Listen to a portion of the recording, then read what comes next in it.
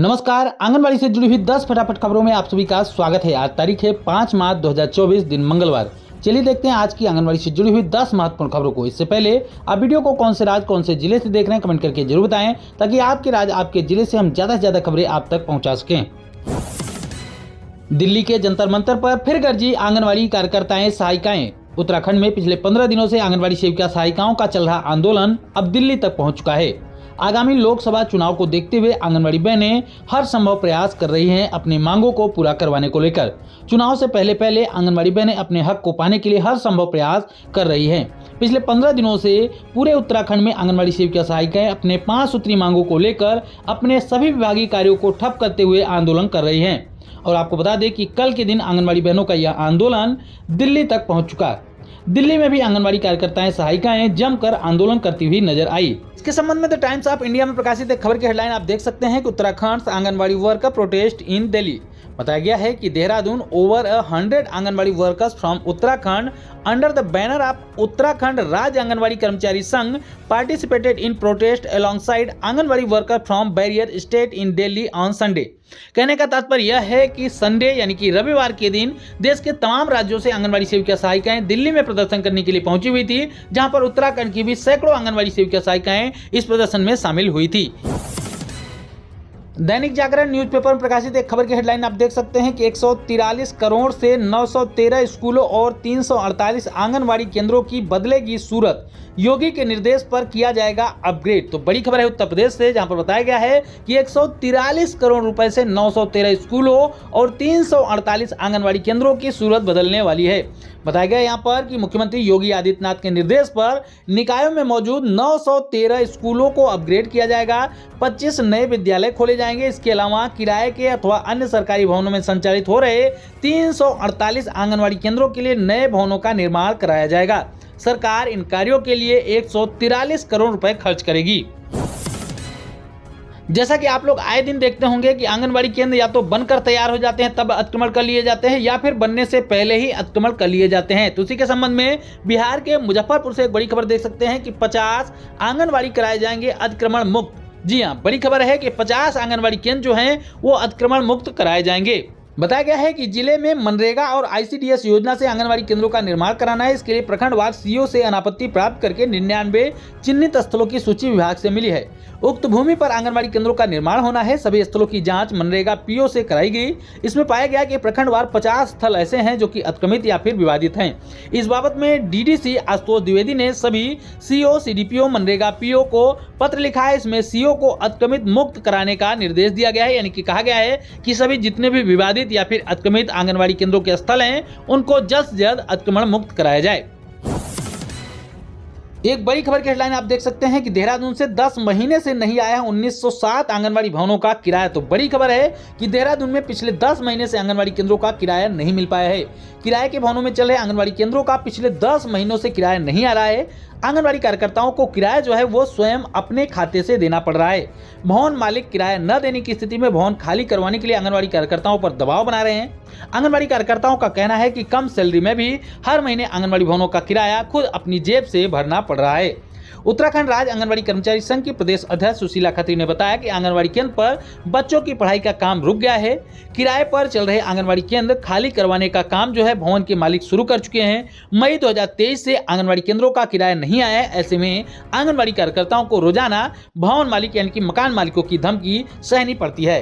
किराया न आने की वजह से बच्चों को पढ़ाना काफी मुश्किल हो रहा है। तो हम शासन प्रशासन से मांग करेंगे कि जहां पर भी आंगनबाड़ी केंद्र किराए के भवनों में संचालित हो रहे हैं उनका किराया हर महीने समय से दिया जाए। न केवल उत्तराखंड के देहरादून में बल्कि तमाम राज्यों के तमाम जिलों में ऐसे आंगनबाड़ी केंद्र संचालित हैं जहां पर किराए के भवनों में आंगनबाड़ी केंद्र संचालित हो रहे हैं और उनका किराया समय पर सरकार की तरफ से विभाग की तरफ से नहीं दिया जाता, जिसकी वजह से खास करके आंगनबाड़ी कार्यकर्ताओं को काफी दिक्कतों का सामना करना पड़ता है। इसके अलावा जो आंगनबाड़ी केंद्र के लाभार्थी हैं, जो बच्चे हैं, उनको भी दिक्कतों का सामना करना पड़ता है।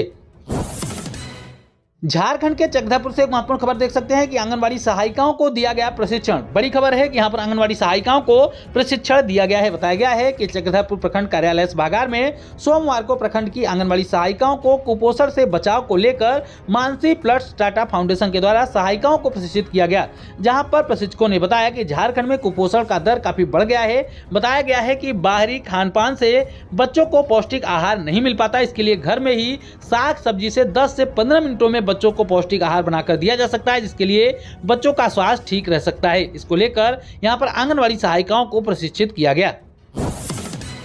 सरकार के मानदेय वृद्धि के फैसले से छाई आंगनवाड़ी बहनों में खुशी की लहर। लोकसभा चुनाव और होली के त्योहार से पहले ही सरकार ने आंगनवाड़ी बहनों के मानदेय में वृद्धि को मंजूरी दे दी है। मानदेय वृद्धि की इस मंजूरी के बाद आंगनवाड़ी कार्यकर्ताओं में सहायिकाओं में काफी खुशी देखने को मिल रही है। आंगनवाड़ी कार्यकर्ताओं सहायिकाओं का कहना है कि सरकार ने उनको होली के त्योहार से पहले यह तोहफा दिया है। बता दें आपको कि उड़ीसा सरकार के इस फैसले से आंगनवाड़ी सेविका सहायिकाएं काफी खुश हैं। जहां पहले आंगनवाड़ी सेविकाओं को 7500 रुपए का मानदेय प्राप्त हो पा रहा था, वहीं सरकार के मानदेय वृद्धि के इस फैसले के बाद पूरे 10,000 रुपए का मानदेय आंगनवाड़ी सेविकाओं को प्राप्त हो पाएगा। आपको यह भी बता दें कि सरकार ने यह भी ऐलान किया हुआ है कि आंगनवाड़ी बहनों की इस मानदेय वृद्धि को सितंबर 2023 से ही लागू कर दिया जाएगा, यानी कि पिछले साल के सितंबर महीने से आंगनवाड़ी बहनों के मानदेय को बढ़ा हुआ कर दिया गया है। यानी कि आपको जो मानदेय प्राप्त हो पाया उसके लिए भी सरकार ने कह दिया है कि 4 महीने का जो एरियर है, सितंबर, अक्टूबर, नवंबर और दिसंबर, ये एरियर आपको जोड़ कर दिया जाएगा। मार्च महीने की 5 तारीख यानी कि आज से लेके 10 मार्च के बीच में आपको एरियर का भुगतान कर दिया जाएगा। अब ये एरियर कितना होगा आप समझ पा रहे होंगे कि 2500 रुपए के मानदेय वृद्धि के हिसाब से 4 महीने का एरियर जो होगा वो आपका बता दें कि 10,000 रुपए हो जाएगा। यानी कि मार्च महीने में आपको 10,000 रुपए एरियर के साथ भुगतान कर दिया जाएगा। इसके अलावा जो आपका मानदेय आगे से आएगा, यानी कि जो आपका जनवरी, फरवरी, मार्च जो भी मानदेय आएगा वो आपको अब बढ़ा हुआ मानदेय ही दिया जाएगा। तो बड़ी खुशखबरी है यहाँ पर उड़ीसा सरकार के द्वारा आंगनवाड़ी कार्यकर्ताओं सहायिकाओं को दी गई है कि यहाँ पर आंगनवाड़ी सेविका सहायिकाओं के मानदेय में अच्छी खासी बढ़ोतरी कर दी गई है। उत्तर प्रदेश के कौशाम्बी जिले से एक महत्वपूर्ण खबर देख सकते हैं कि सहायिकाओं को न्याय दिलाने के लिए लामबंद हुई आंगनवाड़ी कार्यकर्तियां। जी हां, बड़ी खबर है कि यहाँ पर सहायिकाओं को न्याय दिलाने के लिए आंगनवाड़ी कार्यकर्तियां जो हैं वो एकत्रित हुई हैं। बताया गया है यहाँ पर कि सहायिकाओं को न्याय दिलाने के लिए सोमवार को आंगनवाड़ी कार्यकर्ती और सहायिकाओं ने कलेक्ट्रेट पहुंचकर डीएम का घेराव करते हुए प्रार्थना पत्र दिया। आरोप है कि बहाल करने के लिए बाल विकास परियोजना अधिकारी के द्वारा सहायिकाओं से सुविधा शुल्क की डिमांड की जा रही है। 7 महीने बीत जाने के बाद भी उसे बहाल नहीं किया गया है। सिराथू ब्लॉक के पतेरिया बिसारा के आंगनवाड़ी केंद्र पर तैनात सहायिका फूलमती पत्नी हेमराज को 7 महीने पहले फर्जी आरोप में पृथक कर दिया गया था। जिला कार्यक्रम अधिकारी के द्वारा जांच पड़ताल के बाद बहाल करने का आदेश पारित कर दिया गया है, लेकिन इसके बाद भी सहायिका की तैनाती अभी तक नहीं की गई है। सहायिका को न्याय दिलाने के लिए सुविधा शुल्क मांगने वाले बाल विकास परियोजना अधिकारी के खिलाफ कार्रवाई की मांग को लेकर आंगनवाड़ी कार्यकर्तियों ने डीएम का घेराव करते हुए उनको ज्ञापन दिया। डीएम ने पीड़िता को जांच करने और कार्रवाई करने का भरोसा दिया है। नैनीताल से एक महत्वपूर्ण खबर देख सकते हैं कि बारिश में भी गरजी आंगनवाड़ी कार्यकर्ताएं। बड़ी खबर है कि बारिश होने के बावजूद भी आंगनवाड़ी कार्यकर्ताएं सहायिकाएं अपने आंदोलन पर डटी रही। बताया गया है कि शनिवार को तेज बारिश के बीच आंगनवाड़ी कार्यकर्ताओं ने तहसील परिसर में एकत्रित होकर सरकार के खिलाफ नारेबाजी की। आंगनवाड़ी कार्यकर्ताओं का कहना है कि वे अनिश्चितकालीन हड़ताल पर हैं, लेकिन सरकार उनकी सुध नहीं ले रही है। आंगनवाड़ी कार्यकर्ताओं का कहना है कि उनको 600 रुपए प्रतिदिन के हिसाब से मानदेय दिया जाए, यानी कि महीने में उनको कम से कम 18,000 रुपए का मानदेय दिया जाए। सेवानिवृत्त होने पर 2 लाख रुपए, साथ ही साथ टेक होम राशन को केंद्र तक पहुंचाने के लिए ढुलान की राशि दी जाए, पोषण ट्रैकर के लिए मोबाइल फोन दिया जाए, रिचार्ज के लिए पैसे दिए जाएं। इन तमाम मांगों को लेकर आंगनवाड़ी कार्यकर्ताएं सहायिकाएं पिछले 15 दिनों से हड़ताल कर रही हैं। भारत समाचार के ऑफिशियल ट्विटर हैंडल से किया गया एक ट्वीट देखिए फर्रुखाबाद से कि आंगनवाड़ी से अवैध वसूली का ऑडियो वायरल हो चुका है। सुपरवाइजर सोना भदौरिया आंगनवाड़ी से करा रही हैं वसूली। इसके आगे लिखा गया है कि आंगनवाड़ियों को सामान देने के नाम पर वसूली करना पड़ता है। 1,000 रुपए मांगने का ऑडियो वायरल हुआ था। 1,000 रुपए न देने पर नोटिस देने की भी धमकी ऑडियो में दी गई है।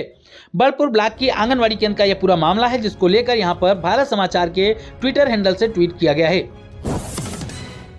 आगामी लोकसभा चुनाव को देखते हुए चुनाव आयोग ने मांग ली है आंगनबाड़ी कार्यकर्ताओं के साथ साथ तमाम संविदा कर्मचारियों की लिस्ट। जी हां, आदेश के अनुसार जहां पर भी चुनाव ड्यूटी के लिए सरकारी कर्मचारियों की कमी होगी वहां पर आंगनबाड़ी कार्यकर्ताओं, शिक्षा मित्रों, महिला शिक्षा मित्रों, रोजगार सहायकों, अंदेशकों आदि की ड्यूटी लगाई जा सकती है। इसके संबंध में यहां पर लेटर जारी कर दिया गया है जो आप अपने मोबाइल फोन की स्क्रीन पर देख सकते हैं, जिसके विषय में आप साफ तौर पर देख सकते हैं कि लोकसभा सामान्य निर्वाचन 2024 के दृष्टिगत मतदान यानी कि मतगणना कर्मियों की तैनाती है। नियमित कर्मियों यानी कि सरकारी कर्मियों की उपलब्धता न होने के कारण मतदान मतगणना कर्मियों के रूप में शिक्षा मित्रों, महिला शिक्षा मित्रों, रोजगार सहायकों, अंदेशकों, आंगनबाड़ी कर्मियों और अन्य समकक्ष कर्मियों को तैनात किए जाने के संबंध में सूचना उपलब्ध कराने के संबंध में ये लेटर जारी किया गया है। नीचे देख सकते हैं आप, यहाँ पर ये पूरी लिस्ट दी गई है, इनके लिस्ट और नाम देने को लेकर लेटर लिखा गया है।